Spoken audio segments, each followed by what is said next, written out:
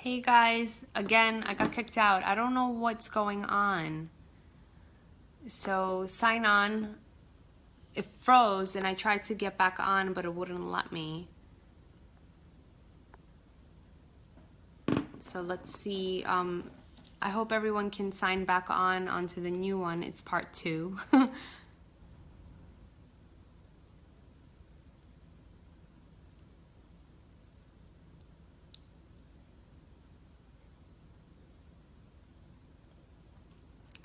So just to do a recap of what we're going to be doing is, what we already discussed is the top 10 reasons that sleep training has not worked for you.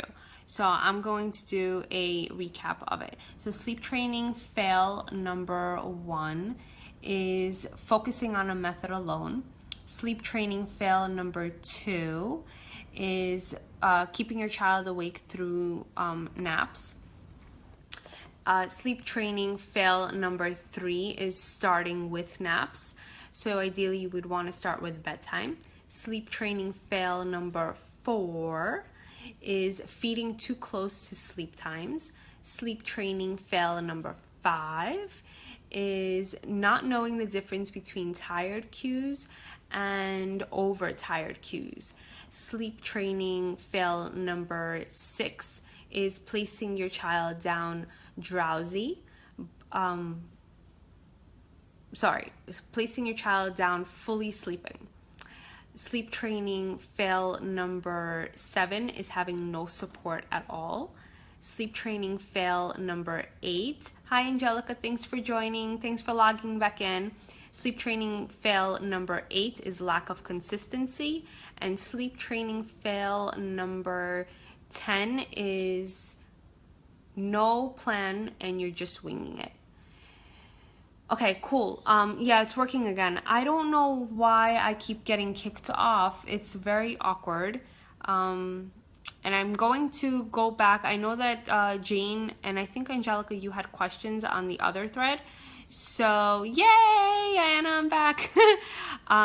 No, I didn't answer any of the questions. I didn't have time. I got kicked off. So what I'm going to do is when I am done with this one, I'm going to go back to the first one, to the first live broadcast that I did, and I'm going to hand type in the solutions for the questions that were there. But if you want, you can repeat the same question if you feel like it here, and then I could talk you through it, or I can just go back and respond that way. So do you gals have any questions, or do you want me to go back to the original thread and answer that way? I hope the video was good for you and I answered any questions that you might have had regarding sleep training.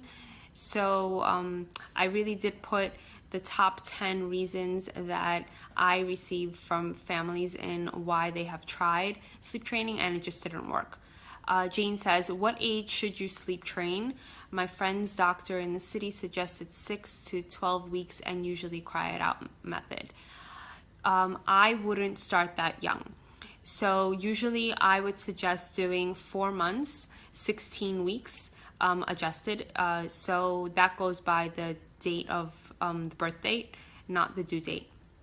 And at 4 months specifically is because when patterns start to synchronize. If you start sleep training your little one prior to that, meaning using like a method, it's not really going to work for you. They don't really have any organized patterns and they are still biologically immature at that time. So 6 to 12 weeks, I'm not quite sure why the doctor recommends to do that, especially to do cry it out when all you have to do is a nice gentle approach for your little one. And, just make sure that you're there for them and you're bonding. Really, before 4 months of age, your main goal is to bond with your little one, to create a connection between the two of you. And then once 4 months hits, that's also known as the marketing geniusness as 4-month sleep regression. All that means is that your little one has hit a new developmental milestone and then they start understanding patterns. So that is when you would want to start to focus a little more on any type of associations that you might be creating and kind of wean away from that a little bit and have a plan for yourself. So if you do have any questions on that, make sure to schedule a call with me, a free introductory call, and we can go a little more into that. If you want your friend to contact me, I would be more than happy to walk her through the steps and kind of educate her a little bit more on what she can do before 4 months. It's something that I call as sleep shaping, where you create a wonderful environment for your little one. You start to create some sort of a routine, but you don't need to do anything drastic as using any type of a method prior to 4 months. You really should just focus on you and loving your baby and bonding with them. That's really what you should do. So I hope that answered your question, Jane. Angelica says, just wanted to know if your 6-year-old naps after school, and then when does he go to sleep? No, he doesn't nap during the weekday. He naps on the weekend. I have him and his brother nap during that time. After school, he goes to after school. So there's a program that he goes to, and he loves it there, and they keep him active. He does homework and stuff like that. But I do have an earlier bedtime for him.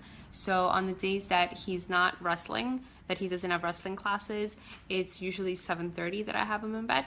And on the days that he does have wrestling, I hate this time, but it's closer towards like 8:45, 9, because class finishes 7:45 by the time we come home, you know, dinner and all that other stuff.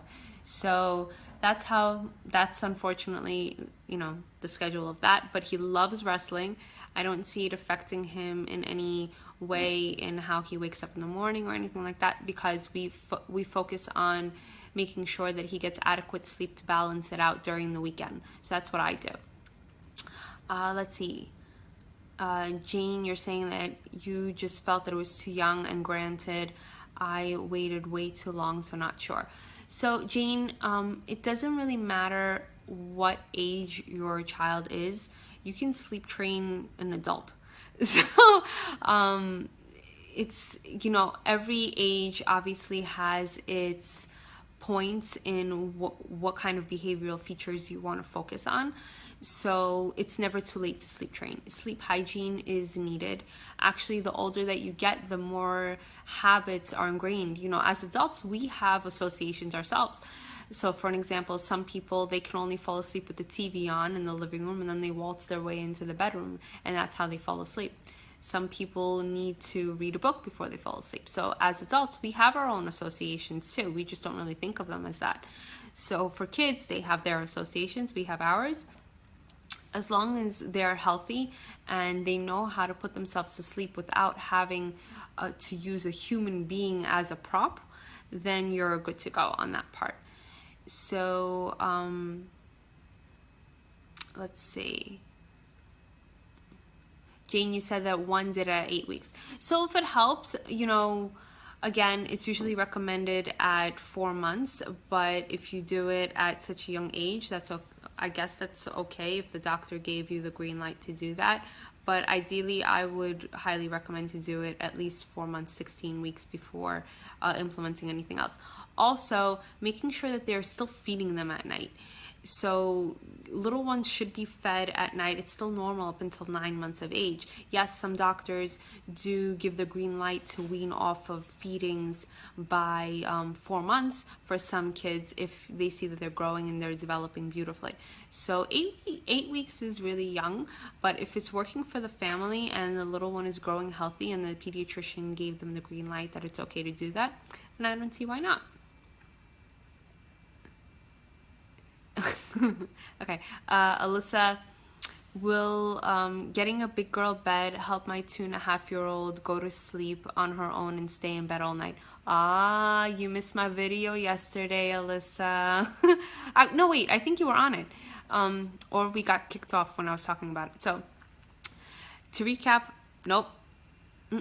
It's not going to help her stay in her own bed. Actually, before 3 to 4 years old, it's going to hurt you more than go for you. Making sure that your little one has rules set in place. Some kids at 2 years old are not mature enough. Actually, most kids are not mature enough at that age to understand that this is their sleeping space and that they shouldn't come out of their bed. So if you are having trouble with your daughter sleeping in bed the entire night, I would want to look a little deeper, dig a little deeper in why she is having these night wakings, or it's very difficult for her to stay in her bed, or whatever the sleep story is for you. So why don't you schedule some one-on-one time with me, a free introductory call, and then we can, sift out on some solutions for you. So she's in bed by 8:30. Is it too late? Yeah, I would do it a little earlier than that. It depends on how her schedule is during the day, but that might be one reason why she might have night wakings, or why it might take her a while to fall asleep. So if you pass her sleep window, and again, that goes back to my sleep failure tip on not knowing your child's tired cues versus overtired cues. My pleasure. You might be skipping her tired cues, and then when she's overtired, that's what you're experiencing. But that can take you 45 minutes to an hour for her to actually calm down and fall asleep, if that's one of your pieces in why she's not sleeping in her bed. So I would just schedule something with me so we can dig a little deeper in your sleep story and get your solutions up. So I love that you guys, I really, really appreciate, like genuinely, that I have such wonderful followers, that you guys, jumped back on to continue the conversation here, even though I got kicked off again. Oh my God. I think I might have to reboot my phone every time I do this so it doesn't happen a third time.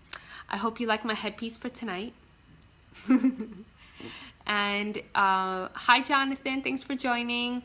So I guess that's it for this evening. Let's see what time it is. Okay, so it is bedtime for all of us. Sweet dreams coming from the sleep fairy Carolina. Yeah, the sleep thing is frustrating. I know it sucks, but it does get easier as long as you have a plan put in together for yourself, and you have a goal in mind and what you want, and you're going to stay consistent with it. So it does get easier. Make sure that you schedule something with me so I can make it as simple as possible for you, so you don't feel like vomiting from that little emoji that you put there. So Angelica says, with my schedule with my 2-year-old son, it's hard for him to get to bed before 9 p.m. We will have to work on that. 9 p.m. is way too late for a 2-year-old, and that is one major reason why night wakings can occur, and he might not be fully present during the day, especially if he's not taking proper naps. So Angelica, schedule something with me too, so we can chat a little bit more on this. But it's time for me to go to sleep. Sweet dreams, my loves, and we will talk to each other next week, because today's Wednesday and I'm doing videos every Monday, Tuesday, and Wednesday at 10 p.m. sharp. If you have any questions, feel free to comment even after, if you decide to watch the replay, because I like watching the replays. They're fun, and I like reading all the comments and stuff like that. So if you want to comment on after, if you remember something that you forgot to ask, feel free to do that. Make sure you share the videos. You can share the post also when I set up like an hour or two before I do the live videos, and I send out like little pieces, like pictures. You can share those with your friends. Bring on people. The more the merrier, so then we can get the conversation flowing, start answering more sleep questions. And so my goal is to get as many sleeping parents as possible within 2017. And that's one of the reasons and why I'm doing these live videos, is to help as many people as possible. So make sure to share, like, and I love you all. Sweet dreams. See you guys next week, okay? Have a great weekend. Bye.